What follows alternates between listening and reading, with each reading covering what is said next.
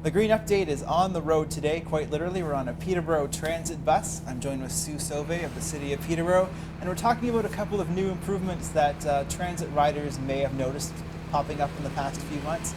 Sue, this sign behind us, tell me a little bit about that. I noticed it announces the stops as we come up to them. It's an exciting new addition to our transit services. So if you get on the bus now and the bus is approaching a stop, within about 200 meters, you'll start seeing the name of the stop, the streets where the stop is. And you'll also hear it come over a speaker. Next stop, Water Street and Brock Street.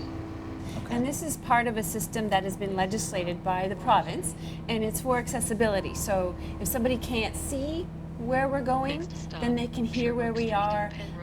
Even as somebody who can see, when I've been on the bus sometimes on a really sloppy day and the windows are all fogged up, you can't see out very well, it's a real convenience to know where you are.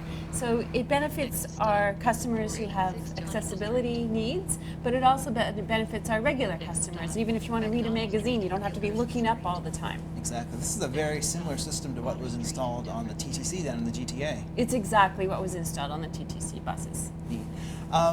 Now, tell me about the new fare box system. That's something new as well. That was put in about a year ago, and we were having a lot of trouble getting new parts for our fare boxes.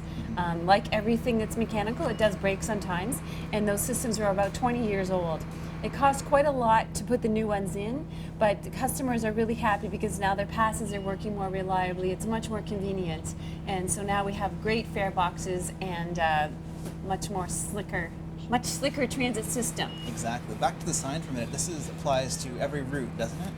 There's something like 680 stops that have these call announcements and the names of the streets that pop up on the bus itself. So it is over all the routes. And it took an incredible amount of staff time and dedication to set it up, because each of the stops that is in the system, in the computer, which is in each bus, had to be geocoded. So that means each stop had to be set up by a person, put into a database, and all that had to be done before the system could go live. It was a lot of work. Wow. It certainly sounds like it. Now, there must have been a lot of investment on the city's part into this system for the transit.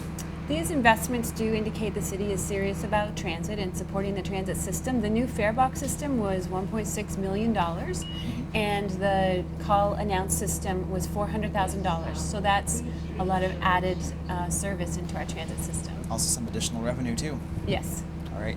Well, Sue, how about we fire up this bus and take it for a ride? Great. All right. And thanks for joining us today for the Green Update. We'll see you again next week. The Green Update is brought to you by Peterborough Transit. Come on board with our on-time services.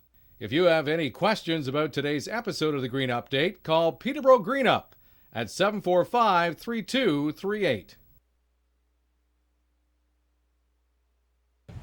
So we're here today on the shores of Little Lake in downtown Peterborough, and we're talking about World Water Day, which is coming up on March 22nd. I'm joined today with Terry Reese of the Federation of Ontario Cottagers Associations. Terry, maybe to start off, tell me a little bit about FOCA and what you do. FOCA is a province-wide association of people that live on the water from Kenora to Cornwall. It's associations that organize themselves around their bodies of water, but that have a collective interest in what happens in their waterfront community and in the environment around them. Okay. Now, we're talking about World Water Day, and water is obviously a topic that a lot of us are familiar with. There's a lot of surface water in it, and it's very important, isn't it? Absolutely. We're lucky in the Kawarthas that we've got such an abundance of beautiful lakes and rivers. The province of Ontario's got about 250,000 lakes, so we're really blessed with a lot of fresh water that we really collectively have a duty to protect and realize how lucky we are and not take it for granted. Now, in terms of protecting our water, who should be involved with that? Really, I think everyone, right? Oh, sure. It's the basis of all life. You know, we all enjoy it both to drink and bathe and for cooking and for all our household uses, for our industry and agriculture. So we've all got a role to play, whether it's municipal government, and we're doing our share in Peterborough through the water metering program and the initiatives underway at Green Up, of course. But every landowner's got a responsibility that lives around water. Collectively, private property owners probably own about 15,000 kilometers of important waterway lands, 50,000 hectares. So we've got a collective interest and responsibility for taking care of this important resource. Now we're down today by a little lake, and there's a lot of shoreline you can see exposed today due to the lower water levels. Let's talk about shorelines, because we're in the Kawarthas cottage country. It's an important thing, isn't it? Absolutely. It's the ribbon of life, as some people call it. Right along the water's edge is an important part of both aquatic life and life on land. So a lot of species rely on that portion of the landscape to breed and to live. So that part of it from a biology perspective is very important. It also is an important part of the protecting our water, because buffers around the water are an important part of protecting the water quality from overland runoff, and things that happen on the land before it gets into our lakes and rivers really can be intercepted and made more clean by just having a healthy shoreline vegetation. So how is the quality of water here in central Ontario?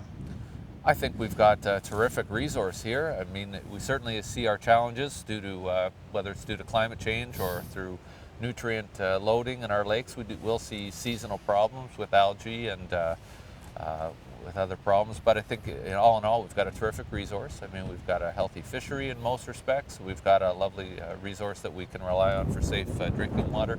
So we're very lucky here for sure, but it's a responsibility that we can't take for granted. And I think it's definitely worth celebrating on World Water Day. Absolutely, World Water Day, not just one day a year. We should consider every day Water Day. Exactly. Well, thanks for joining me today, Terry. Oh, terrific. Thanks, Matt. And we'll see you again next week on The Green Update. The Green Update is brought to you by Peterborough Transit. Come on board with our on-time services. If you have any questions about today's episode of The Green Update, call Peterborough Green Up at 745-3238.